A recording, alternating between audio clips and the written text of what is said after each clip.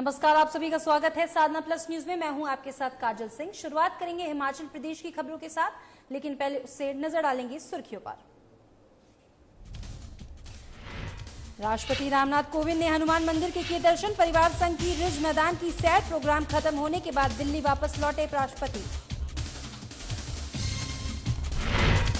CM Jairam Thakur की अध्यक्षता में हुई अनुश्रवण प्राधिकरण की 19वीं बैठक। 947 करोड़ रुपए का निवेश हुआ प्रस्तावित। हजारों लोगों को मिलेंगे रोजगार के अवसर। विंटर ओलंपिक को बॉयकॉट करने की मांग। 2022 में बीजिंग में आयोजित होंगे ओलंपिक। चीन के विरोध में लगातार उठाई जा रही है आवाज। कुटलेहर में 12 महीने तक चलेगी जल क्रीड़ा गतिविधियां। टूरिज्म की तर्ज पर क्षेत्र को किया जाएगा विकसित। वाटर स्पोर्ट्स के रूट को हो रही है नोटिफाई। प्रदेश में 17 से 23 सितंबर तक मनाया जाएगा वरिष्ठ नागरिकों का सेवा सप्ताह। बुजुर्गों को किया गया सम्मानित। एसडीएम ने कहा हमेशा करना चाहिए बुजुर्गों का सम्मान। तो चलिए शुरुआत करते हैं खबरों का सिलसिला। राष्ट्रपति रामनाथ कोविंद ने अपने शिमला प्रोग्राम के खत्म होने के बाद परिवार सहित चाखू हनुमान मंदिर के दर्शन किए और शिमला के रिज मैदान की सैर की। इस दौरान हजारों की भीड़ उनकी एक झलक पाने के लिए उमड़ पड़ी। जहां रामनाथ कोविंद ने रिज पर आम लोगों से बात की। बता दें कि राष्ट्रपति आज दिल्ली वापस लौट गए हैं।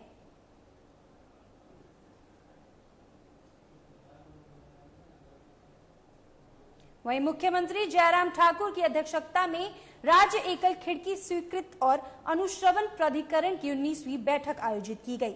बैठक में नए औद्योगिक उद्यम स्थापित करने और वर्तमान इकाइयों के विस्तार की 8 परियोजना प्रस्तावों को स्वीकृति प्रदान की गई है। इस प्रस्तावों पर लगभग 947.47 करोड़ रुपए का निवेश प्रस्तावित किया है और लगभग 4,442 व्यक्तियों को रोजगार देने के अवसर प्राप्त होंगे।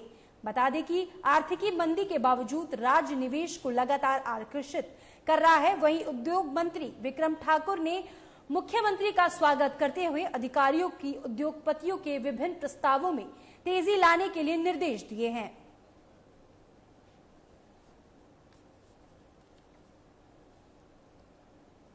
मुख्यमंत्री जयराम ठाकुर की अध्यक्षता में राज्य एकल खिड़की स्वीकृति और अनुश्रवण प्राधिकरण की 19वीं बैठक आयोजित की गई है। मुख्यमंत्री जयराम ठाकुर की अध्यक्षता में राज्य एकल खिड़की और अनुश्रवण प्राधिकरण की 19वीं बैठक आयोजित की गई। वहीं बैठक में नए औद्योगिक उद्यम स्थापित करने और वर्तमान इकाइयों के विस्तार की 8 परियोजना प्रस्तावों को प्रदान की गई है। वहीं गणेश चतुर्थी और गणेश उत्सव के 10 दिन बाद आज गणपति बप्पा की विदाई हो गई। सिद्धि विनायक सेवा मंडल ट्रस्ट द्वारा मिडल बाजार में गणेश उत्सव पर 10 दिनों तक भजन कीर्तन और पूजा अर्चना का आयोजन किया गया और अंतिम दिन अनंत चतुर्दशी पर पूजा अर्चना और हवन किया गया। इस मौके पर मुख्यमंत्री जयराम ठाकुर की पत्नी भी पहुंची और पूजा अर्चना में उन्होंने हिस्सा लिया। पूजा अर्चना के बाद मूर्ति विसर्जन के लिए सुन्नी ले जाई गई, जहां सतलुज में विदाई दी जाएगी। वहीं सिद्धि विनायक सेवा मंडल ट्रस्ट के सदस्य राजकुमार ने बताया कि कोरोना की वजह से इस बार गणेश उत्सव सादगी से मनाया गया। 10 दिनों तक भजन कीर्तन किया गया। वहीं गणेश चतुर्थी पर मूर्ति की स्थापना की गई थी और आज अनंत चतुर्दशी पर पूजा अर्चना के बाद विसर्जन के लिए सुन्नी ले जाया जाएगा, जहां कोविड नियमों का पालन करते हुए नदी में मूर्ति विसर्जित की जाएगी। हमारा गणेश महोत्सव 2021 10 दिवसीय कार्यक्रम होता है। ये हमारा इस बार 8वां साला ये कार्यक्रम है। गणेश चतुर्थी पे हम भगवान जी की मूर्ति की स्थापना करते हैं और आज अनंत चतुर्थी पे हम विसर्जन के लिए भगवान जी को लेके जाएंगे। इस 10 दिन में हमारे ये भगवान जी का भोग कीर्तन वगैरह रंगारंग कार्यक्रम वगैरह चला रहता है। ये जो हमारे गणेश जी हैं, ये हमारे प्रथम पूज्य गुरु हैं, भगवान हैं। कोई भी शुभ काम करने से पहले हमें इन्हें पूजना पड़ता है, मनाना पड़ता है। तो हम यही भगवान से कामना करते हैं कि जो हमारा लक्ष्य रहता है हमारा, कि हमारे शिमला शहर में अमन चैन और शांति बने रहे और सभी पे इनका आशीर्वाद बना रहे। अभी हम 12 बजे के करीब यहाँ से हम निकलेंगे सुनी काली घाट, जहाँ काली माता का मंदिर है, वहाँ पे हम डैम में बीच में जाके नाव लेके बीच में डैम के अंदर विसर्जन करेंगे। और जो कोविड का प्रोटोकॉल है, थोड़े से आज हम ज़्यादा लोग नहीं ले जा सकते, कुछ लोग हमारे साथ जाएंगे और हम विसर्जन करके आएंगे।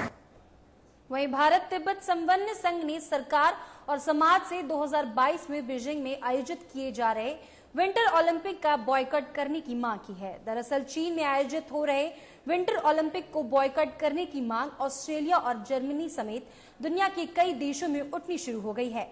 ये बात भारत तिब्बत समन्वय संघ के अध्यक्ष BR कौंडल ने शिमला में पत्रकार वार्ता के दौरान कही। उन्होंने कहा कि चीन द्वारा अपने देश के विभिन्न प्रांतों में मानव अधिकारों के हनन, तिब्बत में किए जा रहे अत्याचारों के विरोध में, भारत की सीमा पर अतिक्रमण के विरोध में पूरे विश्व से कोरोना महामारी के माध्यम से जैविक युद्ध द्वारा क्षति पहुंचाने के कारण संघ द्वारा जन जागरण अभियान शुरू किया गया है। वहीं देश और दुनिया में कई जगहों पर मानव अधिकारों के लिए काम करने वाले संगठनों द्वारा प्रदर्शन किए जा रहे हैं और चीन के विरोध में आवाज उठाई जा रही है। ऐसे में भारत ने पहली बार विंटर ओलंपिक का बॉयकॉट करने की मांग भारत तिब्बत समन्वय संघ द्वारा उठाई गई है।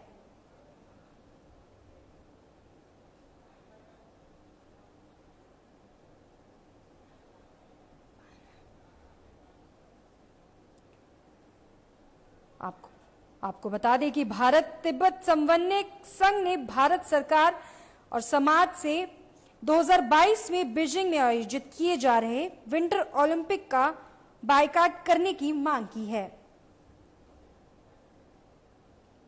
जो चाइना में 2022 में ओलंपिक्स होने जा रहा है, उसका भारत सरकार के ऊपर एक दबाव डाला जाए कि इसका बहिष्कार करें, और दूसरा जनता को जागरूक करना हमारा उद्देश्य है कि तिब्बत की समस्या को अपनी समस्या समझें, क्योंकि तिब्बत की सुरक्षा जो है और तिब्बत की आज़ादी हमारी इंडियन सुरक्षा के साथ बहुत बड़ी जुड़ी है।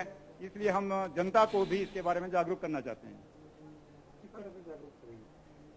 जिस तरीके से आप लोगों के माध्यम से हमने कॉपरेशन लिया, आप प्रिंट मीडिया के माध्यम से कर रहे हैं।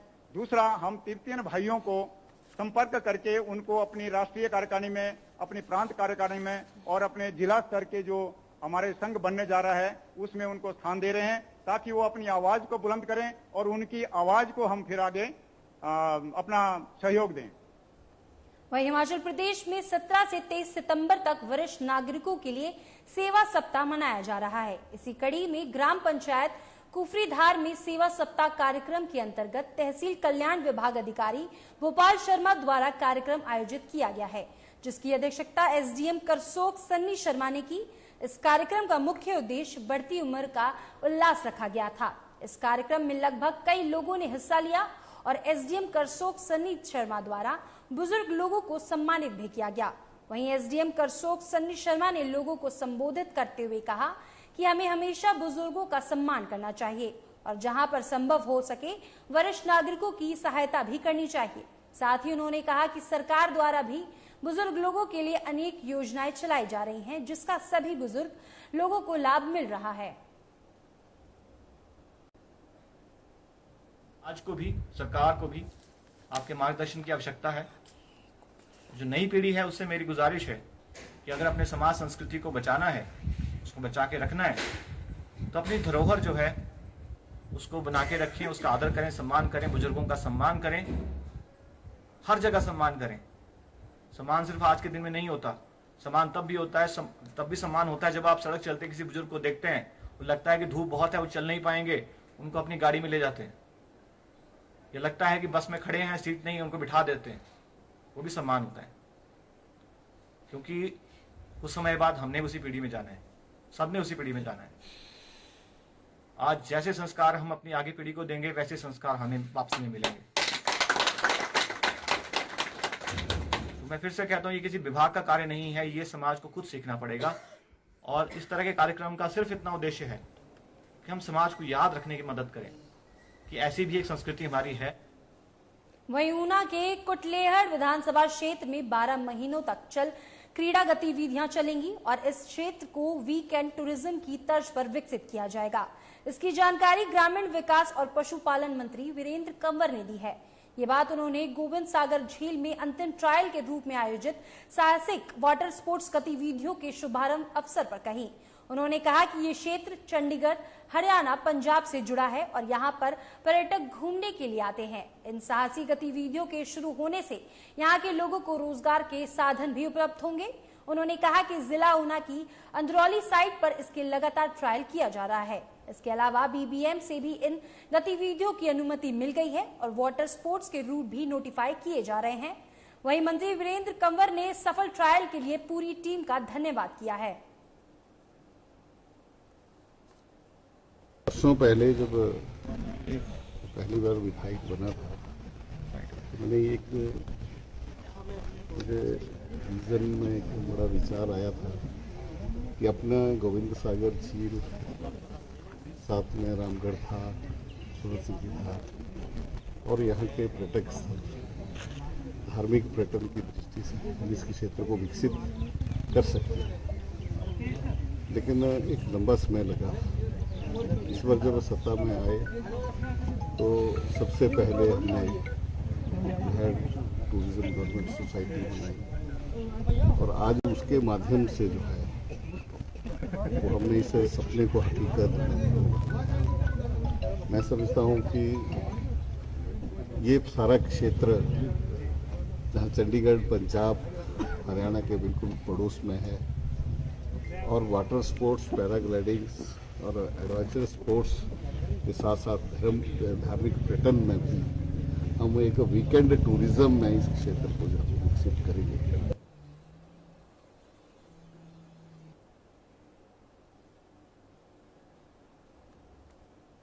वहीं आज सुबह मंडी शहर के बीचों बीच बहने वाली सुकोड़ी खड्ड से 2 नवजात बच्चियों के शव मिलने से हड़कंप मच गया।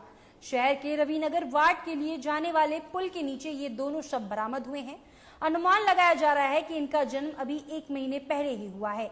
सिटी चौक पुलिस को जैसे ही इसकी सूचना मिली तो पुलिस टीम तुरंत मौके पर पहुंची और दोनों शवों को कब्जे में लेकर मामले की जांच शुरू की गई। वहीं सदर थाना प्रभारी इंस्पेक्टर विनोद ठाकुर ने खुद घटनास्थल पर आकर सारी स्थिति का जायजा लिया। इसके बाद शवों को पोस्टमार्टम के लिए जोनल हॉस्पिटल मंडी भेज दिया गया है।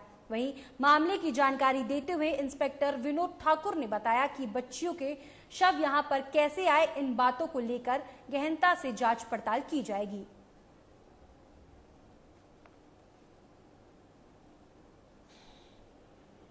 बिल्कुल, आज सुबह समय करीब 9 बजे हमारे पुलिस चौकी शहर है, इसमें टेलीफोनिकल सूचना आई थी कि स्कोडी ब्रिज के पास नीचे नाले में 2 नवजात शिशु लग रहे हैं।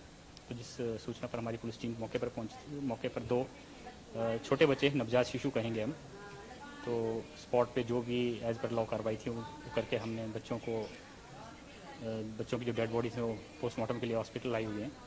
अब इनका पोस्टमार्टम करवाया जाएगा और इस विषय में कि ये बच्चे कैसे वहाँ पहुँचे, किसी ने फेंका है या इसके पीछे कोई दूसरा एंगल है, और पहलू पर जांच पड़ताल की जाएगी।